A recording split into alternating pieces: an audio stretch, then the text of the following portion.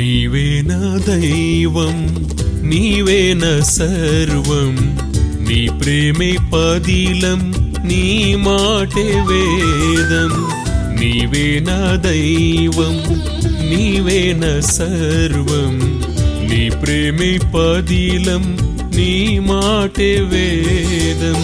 వెదకెదను నిన్ను నేను నా యేసయ్యా, వెదకెదను నిన్ను నేను నా యేసయ్యా. వేకువనే స్తుతించెదను నీ నామమున్, వేకువనే స్తుతించెదను నీ నామమున్.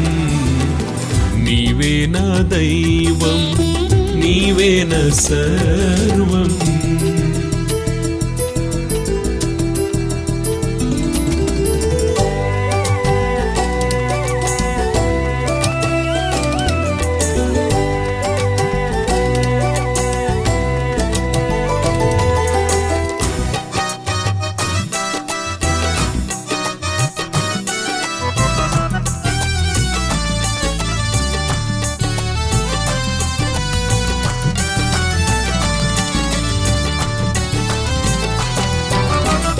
యాకోబును తండ్రి ఇంట చేర్చినది నీవేగా, ఏశావు హృదయమును మార్చినది నీవేగా.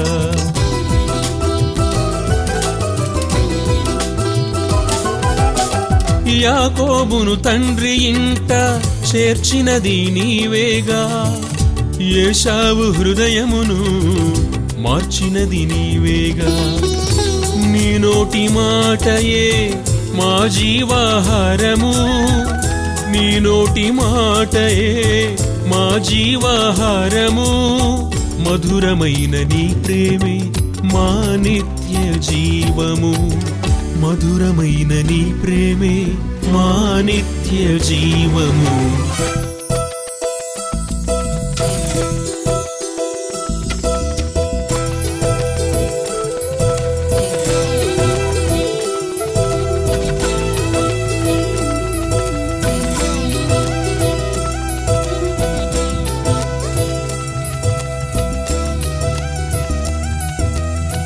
అంధకార బందీగా ఉండిన నన్ను నీ ఆత్మశక్తితో రక్షించుకొన్నావయ్యా.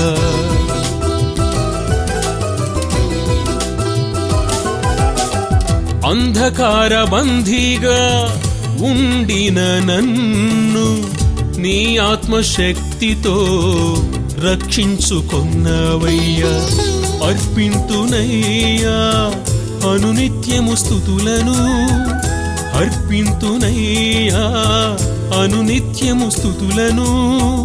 రక్షించుమయ్యా నీ ప్రేమాత్మతో, రక్షించుమయ్యా నీ ప్రేమాత్మతో.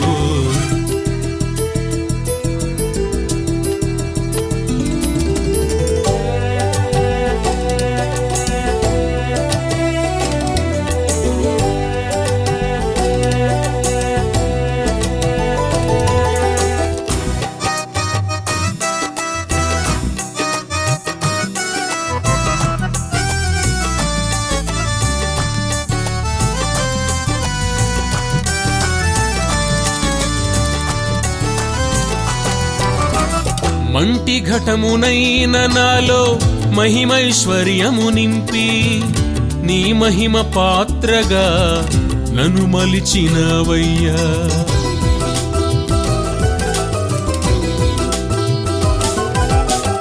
మంటి ఘటమునైన నాలో మహిమైశ్వర్యము నింపి, నీ మహిమ పాత్రగా నన్ను మలిచినవయ్యా.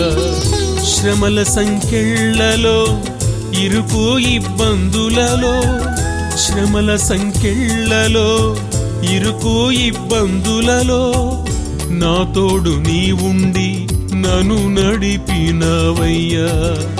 నా తోడు నీ ఉండి నన్ను నడిపినవయ్యా. నీవే నా దైవం, నీవే నా సర్వం, నీ ప్రేమి పదిలం, నీ మాటే వేదం. నీవే నా దైవం, నీవే నా సర్వం, నీ ప్రేమే పదిలం, నీ మాటే వేదం. వెదకెదను నిన్ను నేను నా యేసయ్యా, వెదకెదను నిన్ను నేను నా యేసయ్యా. వేకువనే స్తుతించెదను నీ నామమున్, వేకువనే స్తుతించెదను నీ నామమున్.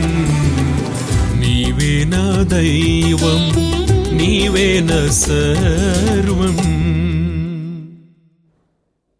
దేవునికి స్తోత్రం. దేవుడు మిమ్మల్ని మీ కుటుంబాలను వర్ధిల్లాలని, మరి అనేక మంది ఫోన్ల ద్వారా ప్రార్థన చేయించుకుంటూ మరి వాక్యం విన్న వాళ్ళు రిప్లై ఇస్తున్నప్పుడు చాలా సంతోషంగా ఉంటుంది. నూతనమైన సబ్స్క్రైబర్స్కి నా హృదయపూర్వక వందనాలు. మీరు అనేక మంది చేత సబ్స్క్రైబ్ చేయించండి, వాక్యాన్ని ఇంకా బలపరచండి, అనేకులకు ఫార్వర్డ్ చేస్తూ.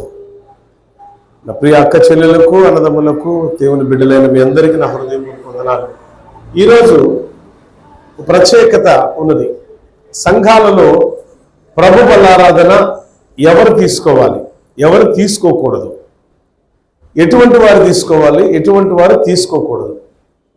చాలామంది ఏంటంటే చాలా సంఘాలలో కూడా ఈ అంత్య దినాల్లో ఫ్యాషన్ టుడే అనే సంఘాల్లో చాలా ముఖ్యంగా ఆత్మల సంపాదన కాదు, ఆర్థిక సంపాదన భారంతో ఉన్నవారు ఎక్కువ మంది ఎవరికైనా ప్రభు బలారాధన ఇచ్చేస్తారు, వాళ్ళు తీసుకుంటారు, అనుభవిస్తారు. అసలు ఈ ప్రభు బలారాధన ఎందుకు తీసుకోవాలి, ఎవరు తీసుకోవాలంటే క్రీస్తులో మనందరం ఏకమవుట కొరకు తీసుకోవాలి. ఎవరు తీసుకోవాలి? యేసుక్రీస్తునందు నమ్మిక ఉంచి రక్షణ అనుభవములో క్రీస్తు నామమును బట్టి బాప్తిసం తీసుకున్నవారు ప్రభు బలారాధనకు యోగ్యులు. ప్రభు బల్ల ఎవరు తీసుకోవాలి అంటే నమ్మి బాప్తిసం తీసుకున్న వారు మాత్రమే తీసుకోవాలి. బాప్తిసం తీసుకోకుండా ఆయన రొట్టెను స్వీకరించిన, లేక ఆయన శరీరాన్ని భుజించిన, ఆయన రక్తం పానం చేసినా అది నేరమే అవుతుంది. ఇది ఒక నేరం. రెండో నేరం ఏంటంటే ఆమె బాప్తిసం తీసుకున్నాం కదా, బాప్తిసం తీసుకున్నప్పుడు మేమేం చేసినా ఆయన శరీరాన్ని భుజించవచ్చు, మేమేం చేసినా ఆయన రక్తాన్ని పానం చేయొచ్చు అని అంటారు. అటు వారికి సిద్ధపాటు లేదు. అంటే అర్థం ఏంటంటే సిద్ధపాటు, రక్షించబడి బాప్తిసం తీసుకున్న వ్యక్తి, ఆ వ్యక్తులలో కూడా ఒక సిద్ధపాటు ఉండాలి. ఏమిటి ఆ సిద్ధపాటు? మన గత వారం నేర్చుకున్నాం. దావీదు ప్రార్థనలో అంటున్నాడు కదా, ఒకే ఒక మాట అన్నాడు, నా హృదయంలో పాపమును నేను లక్ష్యం చేసిన ఎడలా దేవుడు నా ప్రార్థన వినకుండా మానివేయును గాక, దేవుడు నా ప్రార్థన ఆలకించకుండా ఉండును గాక, లేదా దేవుడు నా ప్రార్థన ప్రత్యుత్తరం ఇవ్వకుండా ఉండును గాక. అంటే దేవుడు నా ప్రార్థన వినటలేదు అంటే నా హృదయంలో ఏముందట? పాపం ఉన్నవాడు, హృదయంలో పాపాన్ని దాచుకున్నవాడు ఎట్టి పరిస్థితుల్లో కూడా అపవిత్రమైన చేతులతో ఉన్నవాడు. కాబట్టి ఆ యొక్క రొట్టెను వినవడానికి అర్హత లేక యోగ్యత లేవే లేదు. బిడ్డలారా జ్ఞాపకం చేసుకోండి, ఇప్పుడు మీ యొక్క దగ్గరలో ఉన్నది మీకు ఆయన శరీరాన్ని భుజించడానికి దేవుడు మిమ్మల్ని సిద్ధపరిచాడు. యోగ్యమైన ప్రవర్తన కలిగిన వారు మాత్రమే స్వీకరించాలి. అంతేగాని ఎవరు పడితే వారు స్వీకరించి మరలా ప్రభువుని సిలువకు ఎక్కించొద్దు. మరలా నేరస్థాపన మీ మీద ఉండకూడదు. మీరు నేరస్తులుగా ఉండిపోవద్దు, ముద్ర వేయించుకోబాకండి. అంటే మనం తప్పు చేస్తున్నామనే విషయం మనకు తెలుసు, మన అంతరాత్మకి తెలుసు. తెలిసి తెలిసి ఏదైనా అంటారు కదా పెద్దలు కూడా, తెలిసి చేసిన తప్పు తప్పే, తెలియకపోయాక చేసిన తప్పు తప్పే అంటారు కదా. అంటే తెలియకపోయినా చేసినది తప్పే కాబట్టి తప్పే అని అన్నప్పుడు, నువ్వు తెలిసి తెలిసి చేసే నేరం కంటే తెలియక నేరం చేస్తే కొంత క్షమించబడతావేమో, కానీ తెలిసి నేరం చేస్తే క్షమాపణ ఉండదు. ప్రభువుని అవమానపరిచినట్టు పాపపు చేతులతో, అపవిత్రమైన హృదయంతో, నీ హృదయంలో అపవిత్రత ఉన్నది, నీ చేతుల్లో పాపం ఉన్నది, నీ నడకలో అపవిత్రత ఉన్నది, నీ తలంపులో అపవిత్రత ఉంచుకొని ప్రభు బలను స్వీకరించడానికి ఎంత మాత్రము నువ్వు యోగ్యుడు కానే కాదు, యోగ్యురాలు కానే కాదు. బైబిల్లో స్పష్టంగా చెప్తున్నాడు ఆ భక్తుడైనటువంటి పౌలు కొరింథీ సంఘానికి రాస్తున్నప్పుడు ఆయన సంఘంలో ఉన్న రకరకాల విభేదాలను బట్టి ఎవరు పడితే వారు ప్రభు బలారాధన తీసుకుంటున్నారు, ఎవరు పడితే వారు ప్రభు బలంలో చేయి వేస్తున్నారు అనేది ఒకటి వచ్చినప్పుడు 11వ అధ్యాయంలో స్పష్టంగా చెప్తాడు ఆయన. ఈరోజు మాట్లాడబోతున్న అంశం అదే. వేషధారణ కలిగిన భక్తి జీవితంలో ఉన్నా సరే వారు అయోగ్యమైన వారు నేరం చేసినట్టే.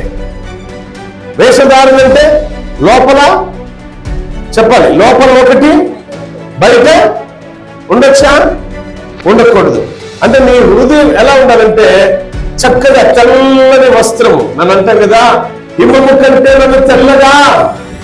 దావీదు అంటాడు 51వ కీర్తనలో గత వారం నేర్చుకున్నాం, హిస్సోపుతో కడుగు ప్రభు నన్ను హిమము కంటే, అంటే మంచు కన్నా ఇంకా, చెప్పాలి అందరూ, మంచు కంటే ఇంకా మంచే తెల్లగా ఉంటుంది. అవునా కదా? ఇంకా తెల్లగా ఉంది, దానికంటే ఇంకా తెలుపు నన్ను చెయ్యి స్వామి. దేవుణ్ణి అడుగుతున్నాడు భక్తుడు. అంటే మొట్టమొదటి ప్రభు బలలో చేయి వేసేవారు యోగ్యులు. ఎవరు యోగ్యులు అని అంటే ఇక్కడ వాక్యం రాయబడుతుంది కదా, తన యొక్క హృదయాన్ని, అపవిత్రమైన హృదయాన్ని పవిత్రపరుచుకునేవారు, హృదయ ఆలోచనలు పవిత్రపరుచుకునేవారు, హృదయ ధ్యానం పవిత్రపరుచుకునేవారు, ఇటు వారు ప్రభు శరీరాన్ని భుజించడానికి అర్హులే. మీరు అనుకోవచ్చు, అయ్యా మేము బాప్తిసం తీసుకున్నాం కాబట్టి దేవుడు మమ్మల్ని రక్షించాడు, మేము ఎలా తీసుకున్నా సరిపోయింది అని అనుకుంటారు. కానీ బైబిల్లో ఏముందో తెలుసా? నీవు నేరస్తుడు అని రాయబడింది. చూద్దాం ఒకసారి నిజంగా నేరస్తుడు రాయబడిందో లేదో. ఎందుకంటే మనకు ప్రాక్టికల్ గా వాక్యంలో ఏముందో తెలుసుకోకపోతే అజ్ఞానంలో ఉన్నట్టే. చూడండి, మొదటి కొరింథీయులకు రాసిన పత్రికలో, అంటే కొరింథీ సంఘానికి పౌలు భక్తుడు మొట్టమొదటిసారి రాస్తున్నప్పుడు ఆ లేఖలో ఇలాంటి వివాదాలు వచ్చినప్పుడు, అంటే ప్రభు బలారాధనలో వచ్చిన వివాదాల గురించి రాస్తూ ఓ మాట అంటున్నాడు. చూడండి, 27వ వచనం ఒకసారి చదవండి. 11వ అధ్యాయం 27వ వచనం. ఎవడు అయోగ్యముగా ప్రభు యొక్క రొట్టెను తినును, లేక ఆయన పాత్రలోనిది త్రాగును,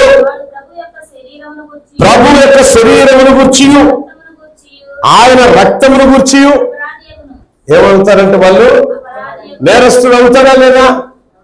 ఎవరు ఏమని రాయబడింది? ఎవడు అయోగ్యముగా, అంటే యోగ్యముగా కాకుండా, యోగ్యుడు అనే అంశం మాట్లాడుకునే గతంలో మీకు ఎంతమంది గుర్తుందో లేదు. అర్హత కలిగిన వాడు, హక్కు కలిగిన వాడు, క్వాలిఫైడ్ పర్సన్. అవునా? మనం అదే అనుకుంది. క్వాలిఫైడ్ పర్సన్ ఎవరు యోగ్యులో వారు ధన్యులవుతారు. యోగ్యత అంటే సంపాదించుకుంటే యోగ్యత వచ్చింది. అర్హత ఎక్కడి నుంచి వచ్చింది అంటే, నువ్వు ఇంటర్మీడియట్ కి కాలేజీలో జాయిన్ అవ్వాలంటే నువ్వు ఏ పాస్ అవ్వాలి? హై స్కూల్ ఏ పాస్ అయితే కాలేజీలో పంపిస్తారు? 10th పాస్ కాకుండా కాలేజీలోకి వెళ్ళి బుక్కులు పట్టుకొని కూర్చుంటే సరిపోయిద్దా? మరి 10th పాస్ అవ్వాలంటే ఏం రాయాలి? నువ్వు ఎగ్జామ్, పరీక్ష. ఆ పరీక్షలో నువ్వు ఫెయిల్ అయిపోతే ఏమంటావు? ఆడే ఉంటావు. పాస్ అయిపోతే ముందు క్లాస్కి వెళ్ళిపోతావు. ఇది ఎలానో మన ఆత్మీయ జీవితంలో కూడా ప్రభు యొక్క శోధన కాలములో, శ్రమల కాలములో ఆ శ్రమను, ఆ శోధనను జయించిన వారు అర్హతను సంపాదించుకుంటారు. గతకాలం అయోగ్యుడు అనే మాటనికి యోగ్యుడు అనే మాటను మనం నేర్చుకున్న దాంట్లో అదే అర్థం. అర్హత, క్వాలిఫికేషన్ సంపాదించాలంటే చదివితే వచ్చింది, కష్టపడితే వచ్చిందండి. అందుకే ప్రభు ఏం చేశాడంటే శ్రమను మనకు కలుగజేసి, శ్రమల్లో మనం నలిగిపోయి కరిగిపోయి ప్రభువులాగా వెలిగిపోవాలని ఇష్టపడ్డాడు ఆయన బిడ్డలందరినీ. దేవునికి స్తోత్రం, హల్లెలూయా. అంటే మనం ఏమవ్వాలా? నలిగిపోవాలా క్రైస్తవుడు, కరిగిపోవాలా, అదేవిధంగా వెలిగిపోవాలా. యేసు ప్రభువారు శ్రమలో ఆయన మహిమ రూపం దాల్చుట కొరకు నలిగిపోయాడా లేదా? ఈ మాట నాకు చెప్పండి. నలిగిపోయాడా లేదా? నలిగిపోయాడు. కరిగిపోయాడు, కొవ్వొత్తిలాగా ఆఖరి రక్త బొట్టు వరకు కరిగిపోయాడు. అప్పుడు లోకానికి వెలిగిపోయాడు. దేవుని స్తోత్రం, హల్లెలూయా. మన జీవితం కూడా అంతే. ఆత్మీయ జీవితంలో మనం ఎలా ఉండాలి? క్రైస్తవుడు అంటే నలిగిపోవాలి, కరిగిపోవాలా, వెలిగిపోవాలా. ఇక్కడ కొవ్వొత్తిలా కరిగిపోయేంత వరకు కూడా మనం వెలుగుతూనే ఉండాలి ఆత్మీయ జీవితంలో. అప్పుడు యోగ్యతను సంపాదిస్తాం, అప్పుడు అర్హతను సంపాదిస్తాం. అలా కాకుండా నేను నమ్మి ఏదో నామకార్థ భక్తిగల జీవితంలో యేసుప్రభు వారి నామం బట్టి నేను బాప్తిజం తీసుకున్నాను కాబట్టి ఈ రొట్టె నేను తినొచ్చు అని తినకూడదు. చాలా నేరం అది. నేరమది అంటే అర్హత లేకుండా, అయోగ్యత లేకుండా నీ ఇష్టం వచ్చినట్టు నీవుండి, నీ ఇష్టం వచ్చినట్టు నీవు రొట్టెను స్వీకరించి ఏం చేస్తున్నావు? నేరం చేస్తున్నావు. నేరం చేస్తున్నావు లేదా? చెప్పనక్కర్లేదు. అంటే ఏం చేయాలా? ముందు ఈ యొక్క రొట్టె స్వీకరించాలంటే నీ దగ్గర ఏముండాలా? ఏమంటున్నాడు? యోగ్యత ఉండాలా. నువ్వు యోగ్యురాలుగా ఉండాలా, నువ్వు యోగ్యుడిగా ఉండాలా. ఎలా పడితే అలా తీసుకోకూడదు, చాలా తప్పది. ఒకవేళ మనం తీసుకున్నట్లయితే పరిస్థితి ఏంటంటే దేవుని ఎదుట పాపులు చేసిన తప్పుని, అంటే ఏ పాపులైతే శిలువమాను మీద ఆయన ఎక్కించి మేకులు కొట్టి బల్లెలతో పొడిచారో అదే నువ్వు చేసినట్టు.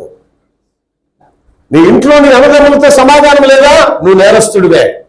నీ అక్క చెల్లెలతో సమాధానం లేదా? నువ్వు నేరస్తుడివే. అంటే యోగ్యత రానట్టే. సమాధాన పడకపోతే యోగ్యత లేనట్టే. ప్రేమ లేకపోతే యోగ్యత లేనట్టే. పరిచర్యలో దాతృతో లేకపోతే యోగ్యత లేనట్టే. బైబిల్ స్పష్టంగా చెప్తుంది. బైబిల్ రోజు ఒకసారి చదవండి. మీరు రోజు ఒకసారి ఏదో ఒక వచ్చిన వాళ్ళు చదువుకోండి, అర్థమవుతుంది యోగ్యమైన వాడు ఎలా ఉంటాడు. ఐఏఎస్ కలెక్టర్ని చేస్తారా? ఐఏఎస్ రాయకుండా ఎగ్జామ్ రాయకుండా కలెక్టర్ అయిపోతాడమ్మా. ఆ ఎగ్జామ్ రాయాలంటే ఎంత కష్టపడాలి,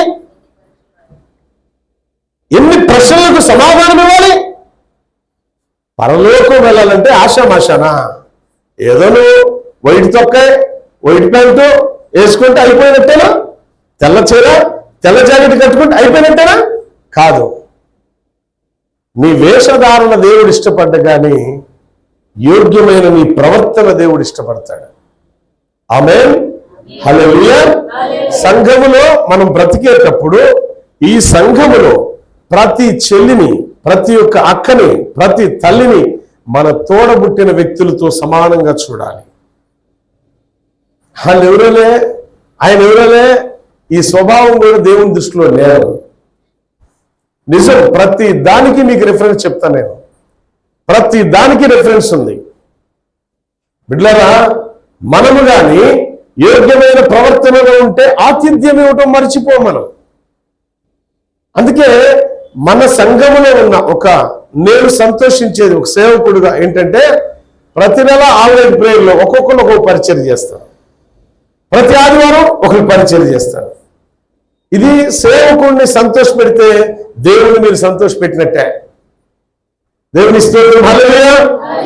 సంఘానికి ఒక మూలం ఉన్నది ఇక్కడ. మన సంఘములో అభివృద్ధికి మన ఎదురుగా ఒకటి కనపడుతూ ఉంది. ఏం చెప్పండి అది? ఎస్, ఏంటదా? మనం క్షేమాభివృద్ధి పొందుతున్నామంటే అవి గుత్తులు గుత్తులు కాస్తాయి. ఇది నిర్వచనంగా దేవుడు చెప్పింది. అది అక్కడ ఒక్క ద్రాక్ష మనం అనుభవించలేదు, ఫలాన్ని అనుభవిస్తలేదు అంటే మనం ఆత్మీయంగా ఫలించట్లేదు అని అర్థం. సంఘానికే సాదృశ్య రూపకం దేవుడు అక్కడ నాటాడు ఆ మొక్కని. మీరు గమనించండి. మన కుటుంబాల్లో సంతోషం, మన సంఘంలో సంతోషం, మన సంఘంలో ఆనందం ఎప్పుడుందంటే మీరు ఎప్పుడైనా సరే ఈ మాటను రాసుకోండి, మర్చిపోబాకండి. ఇది ఎట్టి పరిస్థితిలో మీ పక్కన వాళ్ళు చెప్పండి, ద్రాక్ష చెట్టును మర్చిపోబాకండి అని చెప్పండి. చెప్పండి, చెప్తా. నువ్వు మర్చిపోయావంటే నిన్ను నువ్వు మర్చిపోయినట్టే. బిడ్డలారా, ఎందుకో తెలుసా? అది నువ్వు నీ ఆత్మీయ జీవితంలో నీ కుటుంబం ఫలిస్తుందో లేదో ఆ వృక్షమే చెప్తుంది, నేను కాదిక. దేవుడు సేవకున్నట్టు కాదు, కొన్ని ప్రాక్టికల్ గా చెప్తున్నాడు ఇక్కడ. మీరు బాగా అబ్జర్వ్ చేయండి. అవి గుత్తులు కాసినప్పుడు ఏ కుటుంబాల్లో ఎటువంటి పరిస్థితులు ఉన్నాయో చూడండి. ఇప్పుడు అవి లేకుండా ఉండేసరికి మన కుటుంబాల పరిస్థితులు ఒక్కసారి అబ్జర్వేషన్ చేసుకోండి. అవి గుత్తులు కాసినప్పుడు ఎలా ఉంది? అందరూ ఎలా ఉన్నారు చెప్పండి? ఏమా ఇప్పుడు లేవు అంటే అర్థం ఏంటి? ఏం కుదురు తెలుసా? ప్రాముఖ్యంగా దేవుడు మాట్లాడుతున్నాడు. పోయిన వారు మాట్లాడిన మాట అసలు ప్రార్థనే లేదంట. ఈ మాట జయశ్రేఖర్ నీ దగ్గర ప్రార్థన లేదంటే అక్క బాధపడొచ్చేమో, అజయ్ బాబు నీ దగ్గర ప్రార్థన లేదంటే అజయ్ బాబు బాధపడొచ్చేమో, పాస్టమ్మ నీ దగ్గర ప్రార్థన లేదంటే ఆమె బాధపడొచ్చేమో, లేకపోతే బాజీబాబు నీ దగ్గర ప్రార్థన లేదంటే బాజీబాబు బాధపడొచ్చేమో. బిడ్డలారా జ్ఞాపకం చేసుకోండి, సేవకుడు గద్దించేది నువ్వు ఫలించటం కొరకే తప్ప నువ్వు పాడైపోవటం సేవకుడు తట్టుకోలేడు. నువ్వు కన్న బిడ్డలు నువ్వు ఎదుగుతూ మాటలు, ఆ కన్న బిడ్డలు ఎదుగుతూ మంచిగా మాటలు చెప్తుంటే ఆ బిడ్డలను చూసి ఎంత మురిసిపోతావు? మురిసిపోవా? చెప్పాలి, మురిసిపోవా? ఆ బిడ్డలు ఎదిగే కొద్ది బాగా ఎదిగి ఫలభరితమైన ఆశీర్వాదాలతో ఆ బిడ్డలు నింపబడి తన కష్టార్జితాన్ని ఇష్టంగా తల్లి ఒడిలో పెట్టినప్పుడు ఆ తల్లికి తండ్రికి ఎంత ఆనందం ఉంటుంది? ఉండదా? అరే నువ్వు కష్టపడతల్లా, నువ్వు సోమరివాడి వల్లే సోమరిపోతు వల్లే ఉన్నావే, ఆ ఫలాలు నీ దగ్గర చూడనప్పుడు ఒక ఆత్మీయ తండ్రి ఎంత వేదన పడతాడో తెలుసా? ఎందుకు నువ్వు ఆలోచించవంటే నువ్వు శారీరకంగా ఉన్నావేమో, బహుశా శారీరకమైన పరిస్థితిలో ఉన్నవారు దాన్ని ఆలోచన చేయరు. ఎందుకంటే ఆయన ఎవరో పాస్టర్ మనకెందుకులే అనుకుంటారు. ఆత్మానుసారమైన వ్యక్తులు రోదన చేస్తారు నా ఆత్మీయ తండ్రిని సంతోషపెట్టే రీతిలో. ఎందుకంటే ఆత్మీయ తండ్రిని సంతోష పెడితే నువ్వు నిజంగా దేవుని సంతోషపెట్టిన వాడినే. ఆత్మీయ తండ్రిని సంతోష పెడతానికి కట్టలు డబ్బులు తీసుకురావాల్సిన పనిలే. కొన్ని ఆత్మలు రక్షించడానికి నీ వంతుగా నువ్వు పరిచర్యలో, ప్రార్థనల్లో, స్థుతుల్లో, యాచనలో ఎంత గొప్పగా ఉన్నావో చూసి నీ యోగ్యతను బట్టి ప్రభు వల్ల సమీపమైనప్పుడు ఆయన శరీరాన్ని నీకు అందిస్తున్నప్పుడు ఆ సేవకుడు నువ్వు యోగ్యురావని, నీవు యోగ్యుడని సంతోషంగా అందిస్తున్నప్పుడు ఆ సేవకుడు పడే ఆనందమే నీకు ఆశీర్వాదకరంగా మార్చబడింది. నీ ప్రవర్తన ఏమో అయోగ్యమైన పరిస్థితిలో ఉండి నీ ఇష్టం వచ్చినట్టు నువ్వు నడుచుకొని నీకు నచ్చిందే, నువ్వు మెచ్చుకున్నదే, నువ్వు అనుకున్నదే కరెక్ట్ అనుకుంటావా? అది ఖచ్చితంగా నేరానికి గురి చేస్తుంది. చూడండి, బైబిల్ గ్రంథంలో 2వసారి మళ్ళా కొరింథీ సంఘానికి ఆయన పత్రిక రాస్తూ మళ్ళా 11వ అధ్యాయంలోనే 13-15 వచనాల్లో ఒక మాట అంటాడు ఆయన.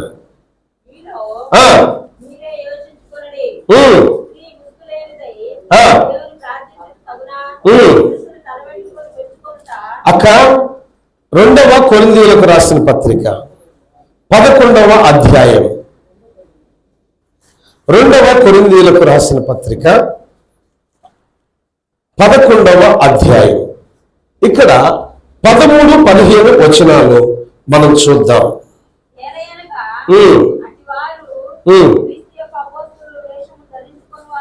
వేషధారణ అతను అపోస్తులు కావచ్చు, పాస్టర్ కావచ్చు, ప్రాఫిట్ కావచ్చు, అంటే ప్రవక్త కావచ్చు, అంటే సేవకుల దగ్గర నుంచి విశ్వాసుల దాకా అందరిని గురించి రాస్తున్నాడు ఇక్కడ. చదువుక దొంగ అపోస్తులను, మోసగాండ్రులను,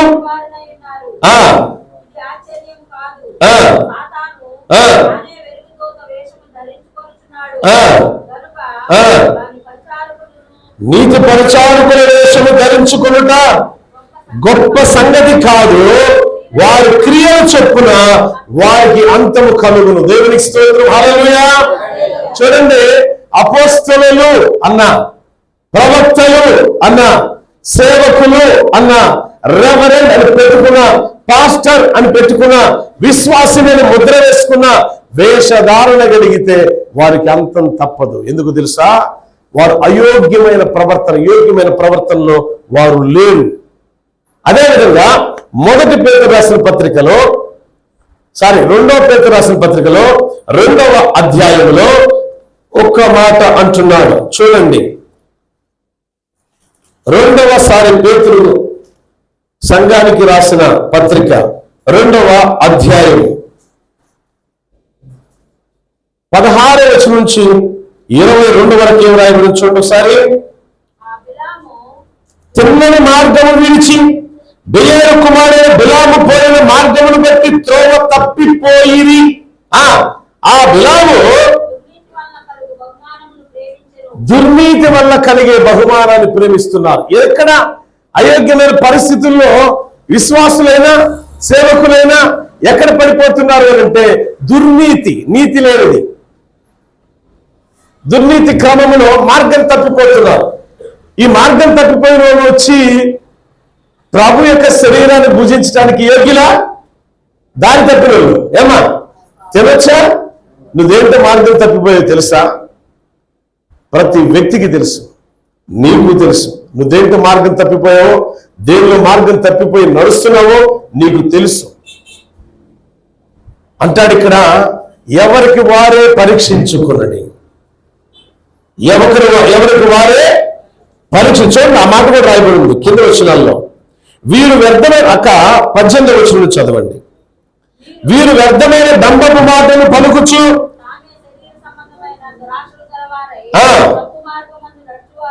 శరీర సంబంధమైన దురాశలు. అమ్మా కూర్చున్న వాళ్ళు పురుషులు కావచ్చు, స్త్రీలు కావచ్చు, శరీర సంబంధమైన దురాశలు లేవమ్మా నీకు నాకు? మనకు ఉంటే లేవా? వాటిని చంపుకుంటే యోగ్యత, చంపుకోలేదంటే అయోగ్యత. అర్హత ఏంటంటే వాటిని చంపుకోవటమే. శరీరానుసారమైన క్రియలను చంపకుండా ప్రభు శరీరంలోని పాలుపరుషుడు కాదు. ఒకవేళ తిన్నావా? ఖచ్చితంగా చెప్తున్నాను, చచ్చినోడివే. రాయబడి ఉంది బైబిల్లో. చస్తావు జాగ్రత్త, హెచ్చరిక చేస్తున్నాడు. చస్తావు జాగ్రత్త అని. పిల్లగా ఇక్కడ చూడండి ఎంత చక్కగా చెప్తున్నాడు బైబిల్లో. పేతురయ్య చెదిరిపోయిన క్రైస్తవ సంఘాలకు చక్కగా రాస్తున్నాడు. చదువు 18వ వచనం చదివే కదా. తానే శరీర సంబంధమైన దురాశలు గలవాడై తప్పు మార్గంలో నడుచువారిలో నుండి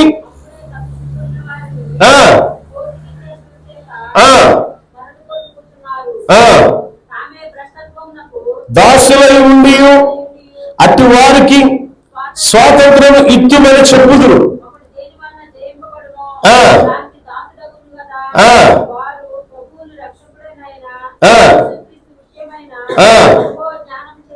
ఈ లోక మాలిన్యముకు తప్పించుకున్న తరువాత మరలా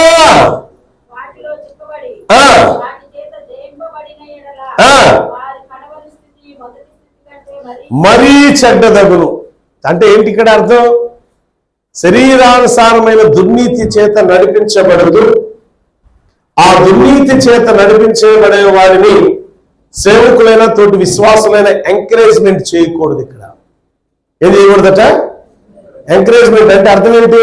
ప్రోత్సాహము చేయకూడదు. తప్పు చేసేవారిని ప్రోత్సాహం అంటే మీరు మీ పక్కన వాళ్ళు ఎవరన్నా ఆత్మానుసారంగా ఉన్న వాళ్ళు ఒక్కసారిగా తప్పు చేస్తున్న ప్రారంభించారనుకో, వాళ్ళు మీరేం చేయాలా? ఖండితే ఉండిద్ది మన సంఘంలో పరిస్థితి. నువ్వే చూసావు, ఓకే. నువ్వెవరినన్నా అంటే నీ మీద బావుటాలు, తిరుగు బావుటాలు ఎన్ని లెగుత్తి? నువ్వు అన్న వ్యక్తి కాదు, వాళ్ళకి తోడు ఎంతమంది వస్తారు? అందుకే నేను ఒక మాట అన్నా, దేవుడు ఏదైనా చెప్పి నేను చెప్పనన్నా. ఎవరికి వాళ్ళు అనుభవిస్తే తెలిసింది. ఎవరికి వాళ్ళు అనుభవించాలి. ఈ పెయిన్ దేవుడు చూస్తున్నాడు. నా పిల్లలు చెడిపోతుంటే ఆ బాధ ఒక తండ్రిగా నాకు తెలుసు. దేవుళ్ళు తప్పిపోతున్నారో తెలుసు. నేను ఒకవేళ మీ దగ్గర మీ పక్కన లేకపోయినా నాకు తెలుసు అది. ఎందుకంటే దేవుడు చెప్తాడు. అది చెప్పినా కూడా చెప్పకూడదు అనుకున్నాను నేను. నన్ను దేవుడు క్షమించును గాక అనుకున్నా. ఎందుకు తెలుసా? వినగలిగిన స్వభావం నీలో లేనప్పుడు నేను ఎంత చెప్తే సుఖమే ఉందా? నేను ఆవులైట్కి రమ్మన్నా, ఆవులైట్కి వస్తే మొత్తం ప్యూరిఫై అవుతుంది అన్నా, రాలా. నేనేం చేస్తాను దానికి? హాస్పిటల్లో డబ్బులు పెట్టాల్సిన బాధ్యత మీకు ఉంది, పెట్టారు. నేనేం చేస్తాను దానికి? ఆ రోజు ఏం జరుగుతుందో ప్రార్థన చేసినప్పుడు ఏమైందో నాకు తెలుస్తుంది, అందుకే రమ్మన్నా, రాలా. నేనేం చేస్తాను దానికి? నేనేం చేస్తాను?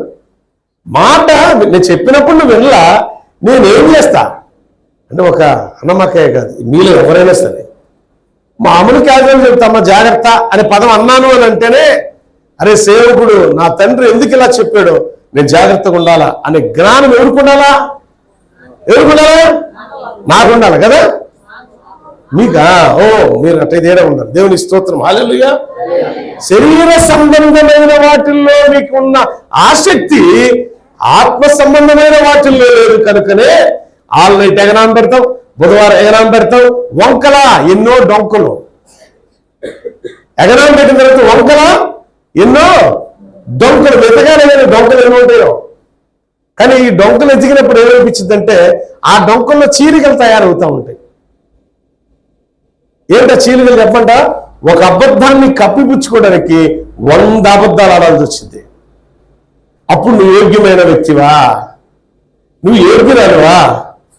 కనీసం ఇప్పుడన్నా ఈ క్షణమైనా ఇకనైనా ప్రభువా నీ శరీరాన్ని భుజించడానికి అర్హత ఇస్తే నేను వంకలు వెతుక్కుంటూ శరీరానుసారమైన వాటి కొరకు పరిగెడుతున్నా, నన్ను క్షమించయ్యా. వంకలు చెప్పకూడదు. ప్రాణం పోతుందని తెలిసి కూడా అది నీ పాదాల దగ్గర నా ప్రాణం విడిచిపెట్టాలని పట్టుదలతో దేవుని దగ్గరికి రండి. ఎందుకు విడిచిపెట్టడం దేవుడు? ఎందుకు మనల్ని బాగు చేయడం దేవుడు? ఎందుకు మన జీవితాన్ని ఆశీర్వదకరంగా మార్చడం దేవుడు? ఛాలెంజ్గా చూద్దాం. ఒకప్పుడున్న భక్తి, ఒకప్పుడున్న విశ్వాస జీవితం, ఒకప్పుడున్న ఆసక్తికరమైన పరిచర్య ఈరోజు మనలో లేదా అంటే మనం ఏం ప్రేమిస్తున్నామంటే ఆత్మానుసారమైన జీవితాన్ని కాదు ప్రేమిస్తుంది, శరీరానుసారమైన జీవితాన్ని ప్రేమిస్తున్నాం. అయ్యో, శరీరానుసారమైన జీవితాన్ని ప్రేమించేవాడు ఎక్కడుంటాడంటే అయోగ్యమైన జీవితంలోకి వెళ్ళిపోతాడు. అయోగ్యమైన జీవితంలోకి వెళ్ళబడిన వాడు మునుపటి కంటే మహా చెడ్డతరం వాడిలో ఉంటాడు. అంటే నువ్వు బాప్తిసం తీసుకోకముందు చెడ్డదానివి, చెడ్డవాడివి. కానీ బాప్తిసం తీసుకొని ప్రభువుకి అవమానకరంగా నువ్వు నడుస్తున్న విధానం ఎలా ఉంది తెలుసా? నువ్వు మునుపు చేసిన పాపము కంటే బహు గొప్పగా పాపమును వర్ధిల్లుతున్నావు. అందుకే ఒక్క ద్రాక్ష పండైనా అక్కడ కనపడుతున్నా. అంటే అర్థమేంటి తెలుసా? నీ జీవితంలో, నీ కుటుంబంలో ఒక్క ఫలము కనబడుతుందా? నీ కష్టార్జితానికి ఇష్టంగా నువ్వు కష్టపడుతున్నావు. బిడ్డలకు ఆశీర్వాదకరమైన ఆరోగ్యకరమైన జీవితం ఉన్నదా? లేదా నీకు ఆరోగ్యకరమైన బ్రతుకున్నదా? ఎక్కడున్నది ఒక్కసారి నువ్వు జ్ఞాపకం తీసుకుంటున్నావా? అన్నీ కూడా నేలపాలైపోతున్నాయి. మంచిగా పాలు, గేదె పాలు చక్కగా తీసుకొచ్చేట్టు పెట్టి నాలంటోడు ఈ పాలు చల్లారిన తర్వాత తాగుదామని చెప్పి కాలుతో చూడకుండా కళ్ళు పైకి ఎత్తుకొని దాన్ని తంతే నేలపాలైతే ఆ పాల పరిస్థితి మనం తాగలేకపోతే ఎంత బాధపడతాం? ఆరోగ్యకరమైన గేదె పాలయ్యి ఏంట్రా బాబు నేలపాలైని అని బాధ ఇదా? ఇన్ని సంవత్సరాలు అవుతుంది బాప్తీసం తీసుకొని, దేవుని మందిరానికి వచ్చి ఇన్ని సంవత్సరాలు అవుతుంది. ఇకనైనా నీలో మార్పు లేకపోతే దేవుడికి క్షమించడు. చూడండి ఒకసారి 1 కొరింథీయులకు రాసిన పత్రిక 11వ అధ్యాయం వెళదాం మనం. 28వ వచనం. కాబట్టి ప్రతి మనుషుడు తను తాను పరీక్షించుకొనవలెను. ఏం చేసావు తెలుసు ఈ వారంలో? నువ్వు ఏం చేసావు తెలుసు ఈ నెలలో? నువ్వు పరీక్షించుకో. నీకు తెలుసు నువ్వు చేసిన తప్పు. నేనైతే ధైర్యంగా ఒప్పుకుంటా. మీ పట్ల ఎవరి పట్ల తప్పు చేస్తే అమ్మా ఏదో నామకార్థంగా నేను చెప్పటల్లా, ప్రతి చెల్లికి ప్రతి బిడ్డకి చెప్తున్నా, మీ దృష్టిలో ఒకవేళ నేను తప్పు చేశానంటే దయచేసి నువ్వు క్షమించండి. నాకైతే తెలిసి నేను తప్పు చేయను, తెలియక ఏదైనా తప్పు చేస్తే క్షమించమని కోరతా. నువ్వు తప్పు చేసావని తెలిసి కూడా ఆ క్షమాభిక్ష నీలో, క్షమాపణ కోరుకునే తత్వం నీలో లేకపోతే నువ్వు అయోగ్యురాలవే, అయోగ్యుడవే. నీ భర్త పట్ల తప్పు చేయలేదా? నీ భార్య పట్ల తప్పు చేయలేదా? నీ అన్నదమ్ముల పట్ల తప్పు చేయలేదా? సేవకుని పట్ల తప్పు చేయలేదా? క్షమాపణ కోరుకో, యోగ్యతను సంపాదిస్తావు. ఆ యోగ్యత పరలోకంలోకి నిన్ను నడిపిస్తుంది. ఆ యోగ్యత పవిత్రుడైన పరిశుద్ధమైన దేవుని ఎదుట నిన్ను శక్తిమంతునిగా, శక్తిమంతురాలుగా నిలబడేలా చేస్తుంది. క్షమాపణే కోరుకోలేని గుణం మనలో ఉందా? క్షమాపణ అడగలేని తత్వం మనలో ఉందా? నీలాంటి మూర్ఖురాలు, నీలాంటి మూర్ఖుడు ప్రపంచంలోకి ఎవరు ఉండరు. ఎందుకు తెలుసా? దేవుడే తన సేవకుని ద్వారా గద్దిస్తున్నాడు, అయినా నువ్వు వినలేదంటే నువ్వు క్రైస్తవ జీవితంలో చెడిపోయిన దానివి, చెడిపోయిన వాడవే. అందుకనే ఏం చేయాలా? ఈ నెలంతా ప్రారంభం అయ్యా, ఈ నెలలో అంటే పోయిన నెల బల్ల తీసుకున్న సమయం నుంచి ఈ రోజు వరకు ఏ వ్యక్తితో ఎలా ప్రవర్తించాను, ఏ వ్యక్తితో ఎలా మాట్లాడాను, ఏ వ్యక్తినైనా గాయపరిచానా, లేదా నీకు అవమానకరమైన క్రియ సంఘములో కానీ బయట కానీ ఏదైనా నేను తెలుసో తెలియదు తప్పేమైనా చేశానా పరీక్షించుకోండి. నేను చెప్పటం ఈ మాట, ఎవరు చెప్తున్నారు ఇది? అమ్మా చెప్పాలి నోటితో, ఎవరు చెప్తున్నారు ఇది? ఎందుకు తెలుసా? నువ్వు శరీరాన్ని భుజించబోతున్నావు, అందుకని నిన్ను నీవు పరీక్షించుకోవాలి. తప్పు చేయలేదా? తప్పు చేసావా లేదా?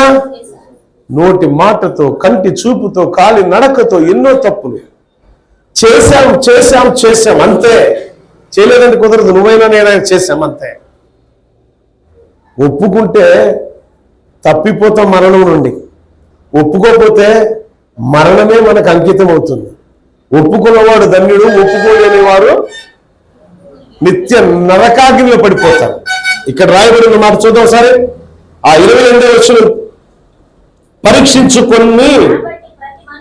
పరీక్షించుకునేవాళ్ళు అలాగూ చేసి, అంటే మనం పరీక్ష చేసి ఆ రొట్టెను తిని ఆ పాత్ర త్రాగలు. ప్రభు శరీరము వివేచింపక, అంటే అది శరీరం అని వివేచింపక అది త్రాగువాడు. అంటే చూసారా, మీరు పరీక్షించుకోకుండా, మిమ్మల్ని మీరు పాపక్షమాపణ కోరుకోకుండా, ఏదో ఈ రొట్టె వచ్చింది మన కళ్ళ ముందు తిందాములే అని తిన్నావా, మిమ్మల్ని మీరే శిక్షించుకున్న వాళ్ళు అవుతారు. ఏమనుకున్నారు ప్రభు శరీరం అంటే? ఏమనుకున్నారు ప్రభు రక్తం అంటే? అది పరిశుద్ధమైనది, దేవదూతలు భుజించలేని ఆహారాన్ని ప్రభు మన కోసం ఇచ్చాడు. అది ఎంత పవిత్రమైనది, ఎంత పవిత్రమైన ఆ పరిశుద్ధమైన ఆయన శరీరాన్ని భుజించాలంటే, పవిత్రమైన రక్తాన్ని మనం పానం చేసేటప్పుడు, ఆయన శరీరాన్ని భుజిస్తూ ఆయన రక్తాన్ని పానం చేసేటప్పుడు ఒక్కసారి మనం పరీక్షించబడాలి. మనము అది దేవుని శరీరమని వివేచన కలిగి స్వీకరించాలి. అంతేగాని మానవుడు చేసిన రొట్టె అనే భావం మనలో ఉండకూడదు. పరలోక దేవదూతలు సైతం భుజించలేనిది మన కోసం దేవుడిచ్చాడు. ఆ పరలోకపు మన్నాన్ని మనం భుజించబోతున్నప్పుడు మనల్ని మనం పరీక్షించుకోవాలి, పరిశీలన చేసుకొని స్వీకరించాలి. ఇలా చేసుకోకపోతే కింద జరుగుతున్న పరిణామాలు చూద్దాం ఒకసారి. అమ్మ 30వ వచనం చదువు.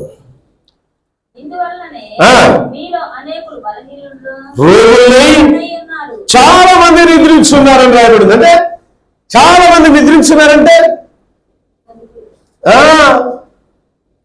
పరదేశులము ప్రియుల ఆ పాట పాడాల్సి వస్తుంది. అలా కాకుండా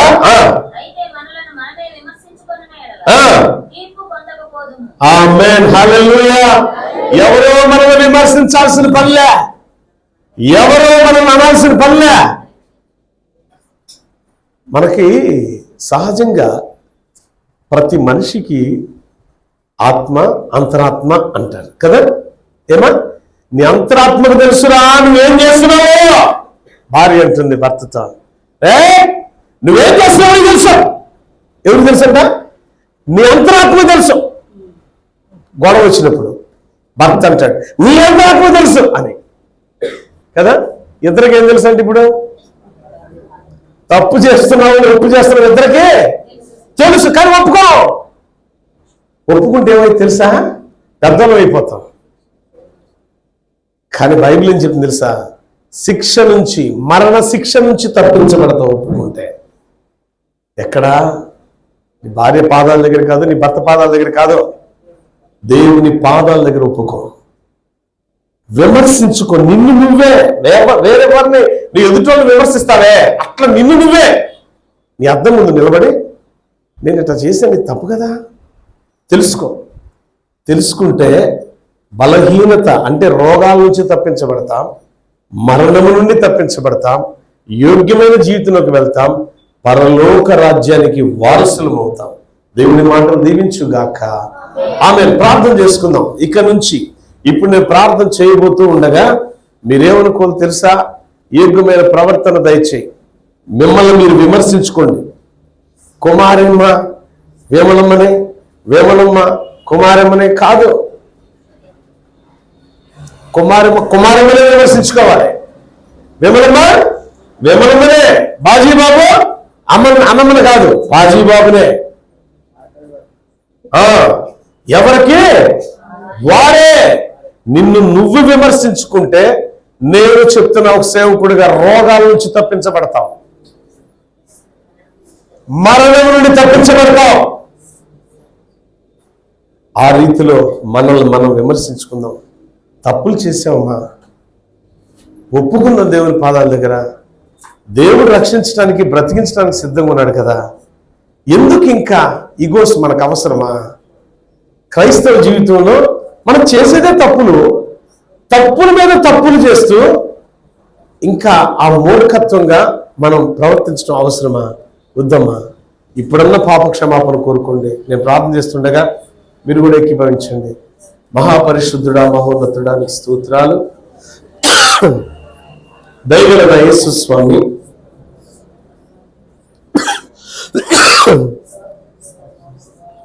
కృపా సత్య సంపన్నుడా, ప్రేమ కలిగిన వాడా, జాలి కలిగిన మా దైవమా, అయ్యా మమ్మల్ని క్షమించండి అయ్యా. తెలుసో తెలియకో మమ్మల్ని మేము విమర్శించుకొని, మమ్మల్ని మేము పరిశీలన చేసుకొని, మమ్మల్ని మేము పరీక్షించుకొని యోగ్యమైన వ్యక్తులుగా నీ శరీరాన్ని భుజించాల్సింది పోయి అయ్యా శరీరానుసారమైన క్రియల చేత మేము నడిపించబడుతున్నాం. ఆత్మానుసారమైన లోతుల్లోనికి నడిపించబడతలా. ఒక్క ఫలం మేము చూడలేకపోతున్నాం. గత 5-6 నెలల నుంచి ఒక్క ఫలమైనా మేము చూడలేకపోతున్నాం. ఇదిగో ఆ మధ్య మేము ఫలించినట్టే ఉన్నాం, ఇంతలోనే మాసిపోయాం ప్రభా. ఇంతలోనే మరలా దిగజారిపోయాం ప్రభా. మమ్మల్ని క్షమించండి అయ్యా. మా ఆలోచనలో ఉన్న పాపం, మా అంతరంగంలో ఉన్న పాపం, మా క్రియల్లో ఉన్న పాపం, అయోగ్యమైన పరిస్థితులు మేము ఉండక యోగ్యమైన పరిస్థితుల్లో ఉండకపోతే మేము ఎలా ఉండాలో అలా మమ్మల్ని ఉంచండి అయ్యా. నీ కృపకు మమ్మల్ని పాత్రులుగా చేయండి అయ్యా. మా రోగాలకు కారణం, మా పితరుల మరణాలకు కారణం, మరణ పడక మీద వెళ్ళడానికి గల కారణం అయోగ్యమైన మా ప్రవర్తన. అయ్యో మేము సరి చేసుకుంటాం, అయ్యో మేము సరిదిద్దుకుంటాం, అయ్యో మేము సరిచేయడానికి ఇష్టలుగా మార్చబడతాం. మమ్మల్ని క్షమించండి, మన్నించండి. ఎంతో కాలం నుంచి శరీరంలో ఉన్న రోగం తగ్గట్లేదా? మా ప్రవర్తనే కారణమని హెచ్చరించారు. మా అయోగ్యమైన ప్రవర్తన అయ్యా క్షమించండి, సరిదిద్దండి స్వామి, సరిచేయండి అయ్యా, క్షమించండి అయ్యా, మన్నించండి అయ్యా. ఇతరుల పట్ల ప్రేమ వాత్సల్యత కలిగి, ఒకరినొకరు ఆదరణ కలిగి, ఓ తండ్రి బిడ్డల వలె, ఓ తండ్రి బిడ్డల వలె, ఓ తల్లి బిడ్డల వలె మేము కొనసాగిపోవడానికి సంఘంలో ఏ వ్యక్తులైనా, ఏ బిడ్డలైనా మేము దుఃఖపట్టే వారిగా, సేవకులను దుఃఖపెట్టే వారిగా ప్రవర్తించే ప్రవర్తన మాలో నుంచి తీసివేసి యోగ్యమైన ప్రవర్తన, అది నీకు ఇష్టమైన ప్రవర్తన, అది నీ ప్రేమతో ఆదరించే ప్రవర్తన మాకు దయచేయమని, చేరువచ్చిన బిడ్డలందరినీ దీవించమని యేసయ్య శ్రేష్ఠ నామమున అడుగుచున్నాను తండ్రి, amen. God bless you all. మీ రోగాల దేవుడు తొలగించును గాక, మీకున్న ఇబ్బందులు తొలగించును గాక, మీ ప్రతి సమస్య నుంచి, ప్రతి వ్యాధి నుంచి, ప్రతి బాధ నుంచి యేసు నామమున విడుదల పొందుకొందురు గాక. God bless you. దేవా నీకు స్తోత్రం. మమ్మల్ని క్షమించండి, మన్నించండి. దేవుని పాదాల దగ్గర పడి కన్నీరు కార్చండి బిడ్డలారా. ఖచ్చితంగా యోగ్యమైన పరిస్థితులు దేవుడు మిమ్మల్ని నిలబెడతాడు. దేవుని మాటలు దీవించి ఆశీర్వదించును గాక. ప్రతి నెల 1వ తారీఖు ఆన్లైన్ ప్రేయర్ ఉంటుంది. స్క్రీన్ మీద అడ్రస్ ఉంది, ఫోన్ నెంబర్ ఉంది. వాట్సాప్ ద్వారా కొంతమంది కాల్ చేస్తున్నారు, మంచిది. అదేవిధంగా మరి ఫోన్ కాల్ చేస్తున్నారు, జనరల్ ఫోన్ కాల్. అదేవిధంగా మెసేజ్ పెడుతున్నారు, అందుని బట్టి నేను చాలా సంతోషిస్తున్నాను. ఈ మెసేజ్ అనేకులకు ఫార్వర్డ్ చేయండి. ఒకవేళ మీరు ఫార్వర్డ్ చేయటం ద్వారా వారి ఆత్మీయ జీవితం బలపరచబడతారేమో చూద్దాం. దేవుడు మిమ్మల్ని అందరినీ దీవించుగాక. ఆమేన్. శక్తిగల ప్రార్థనను నే పొందుటకు విశ్వాసమందు బలము పొందుటకు సిల్వాను వలనే నిరీక్షించెదా, సిల్వాను వలనే నిరీక్షించెదా, సియోనులోనే ప్రలాపించెదా, సియోనులోనే ప్రలాపించెదా, ప్రలాపించెదా. నిరీక్షించెద దేవా నీ వాక్కు కొరకై, ప్రలాపించెద ప్రభువా నీ పాద పూజకై, నిరీక్షించెద దేవా.